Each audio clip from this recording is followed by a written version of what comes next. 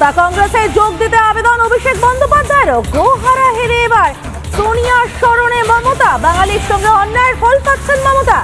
দেউলিয়া হয়ে এবার কংগ্রেসের দ্বারস্থ মমতা। এখন আমরা তো এখানে তৃণমূল কংগ্রেস, আমরা তো মিশে যাচ্ছি না, কিন্তু আমরা রয়েছি তো তৃণমূল কংগ্রেস। মানে আমি এখন সংখ্যাটা, এখন এগুলো তো সেপারেট চিঠি করতে হবে, করব। সংখ্যাটা 64 পেরিয়ে গেছে। কালকে বলবো হয়তো 65, কাল যখন সেই এমএলএ আসবেন তখন বলবো 65। স্বাভাবিকভাবে আমরাই তো তৃণমূল, কে কোথায় কার সঙ্গে দেখা করলো আমরা কি বলবো? মিশে যায় কংগ্রেস আর তৃণমূল, তখন কি হবে? আমরা মিশছি না, আমরা কংগ্রেসের সাথে মিশছি না, দায়িত্ব নিয়ে বলতে পারি। আমাদের পরিষদীয় দল, আমরা এবং আমি এমপিদের যাদের সঙ্গে কথা হয়েছে তারাও কংগ্রেসের সঙ্গে মিশছেন না। এটাও আমি তাদেরটা তারা বলবেন, কিন্তু এটা আমি শুনেছি তারাও মিশছেন না। তো সংখ্যাগরিষ্ঠ এমপি কংগ্রেসের সাথে মিশছেন না, সংখ্যাগরিষ্ঠ এমএলএ, সংখ্যাগরিষ্ঠ মানে কি এখন তো সংখ্যাটা উত্তরোত্তর বৃদ্ধি পাবে, তারাও মিশছেন না।